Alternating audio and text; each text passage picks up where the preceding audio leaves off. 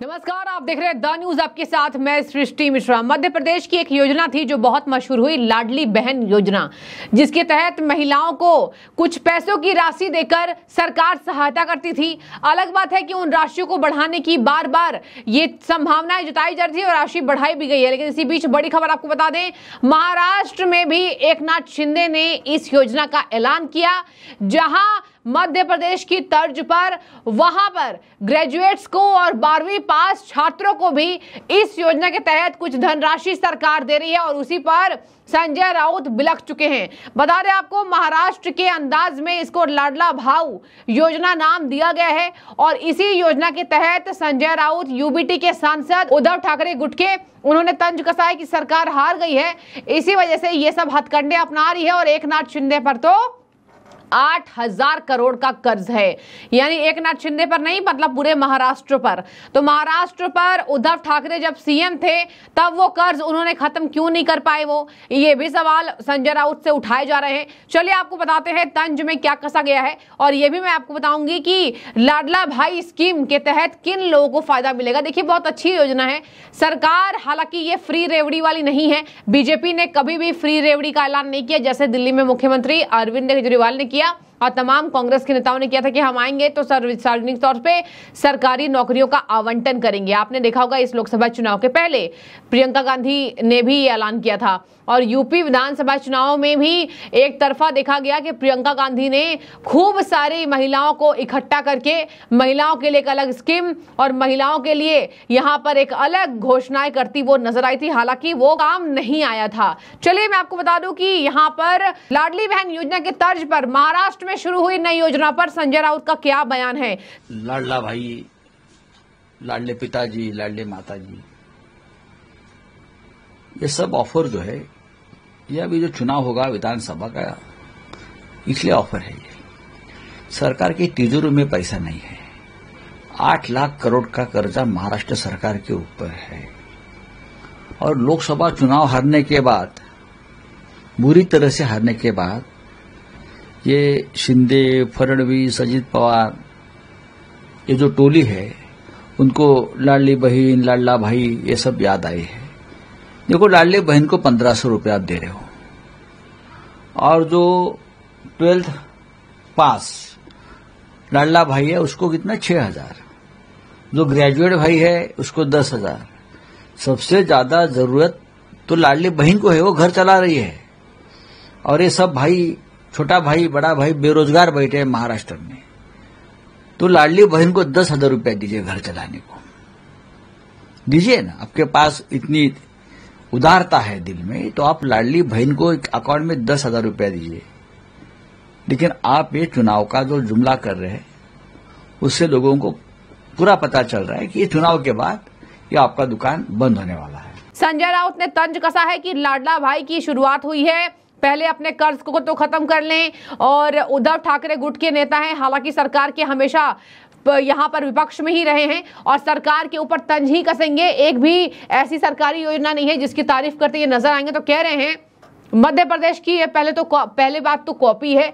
चलिए, कॉपी किसी भी सरकार की है, कॉपी अगर है, अगर योजना अच्छी है तभी तो कॉपी है। और बीजेपी शासित राज्यों की ही कॉपी है और यहाँ शिवराज सिंह चौहान जैसे दिग्गज नेता की कॉपी है। कोई बात नहीं, वो तो अच्छे नेता के अंतर्गत आते हैं। तो चलिए, कॉपी भी की गई है तो सरकार ने आम जनता के भलाई के लिए कॉपी की गई है। कहा जाता है कि नकल कीजिए, लेकिन नकल अच्छी हो तो फायदेमंद का सौदा होता है। अब देखिए, यहाँ कहा जा रहा है कि 12वीं पास करने वाले को 6,000 रुपए और बेरोजगार ग्रेजुएट्स को, मतलब ग्रेजुएशन पार कर गए और लेकिन बेरोजगार है तो उसको 10,000 रुपए सरकार देगी और वही लाडली बहन को सिर्फ 1,500 रुपए दी जाएंगी। तो ये कह रहे संजय राउत कि हमारी मांग है सरकार लाडली बहन को 10,000 रुपए दे। तो देखिए, अलग अलग स्कीम्स है, अलग अलग सरकारी योजनाएं हैं ये अलग अलग राज्यों की। अब शिवराज सिंह चौहान ने लड़कों के लिए शुरू नहीं किया था, लड़कियों के लिए शुरू किया था। महाराष्ट्र में भाइयों के लिए भी, मतलब लाडला भाई, लाडला भाऊ ये नाम है उस योजना का, और ये बहनों के लिए भी है। तो लाडली बहन की धनराशि 1,500 है और यहाँ पर बातचीत करें कि लाडला भाऊ जिसकी धनराशि है यहाँ पर 10,000 रुपए, बेरोजगार यहाँ पर युवाओं को। तो इसी पर सीएम सीएम पर तंज कसते नजर आ रहे हैं। मतलब शिवराज सिंह चौहान पर भी तंज कसा इन्होंने और महाराष्ट्र में जो शुरुआत हुई है उस पर भी तंज कसा है। संजय राउत ने कहा कि लोकसभा चुनाव में हारने के बाद एकनाथ शिंदे, अजित पवार, देवेंद्र फडणवीस की टोली को लाडली बहनें और लाडले भाई याद आ गए हैं।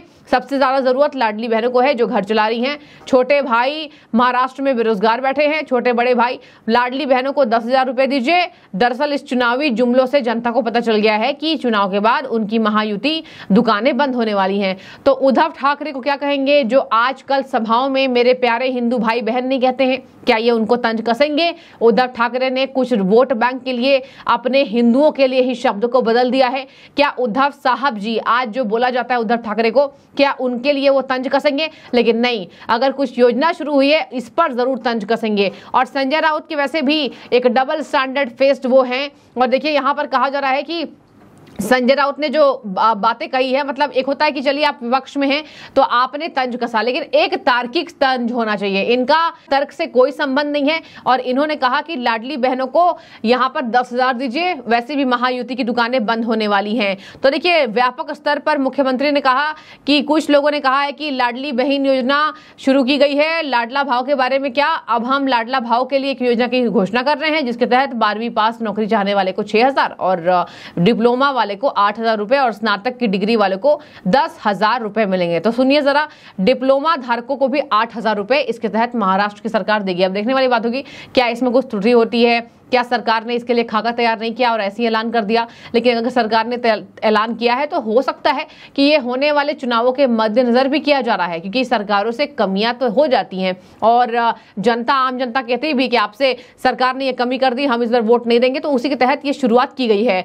बता दें आपको, यहाँ ये भी कहा जा रहा है कि नौकरी के लिए जो भी प्रशिक्षण करेंगे जो भी बच्चे, उनके लिए सरकार ये मानदेय देगी। अब मुख्यमंत्री ने कह दिया इतिहास में पहली बार राज्य सरकार ने ऐसी योजना शुरू की है।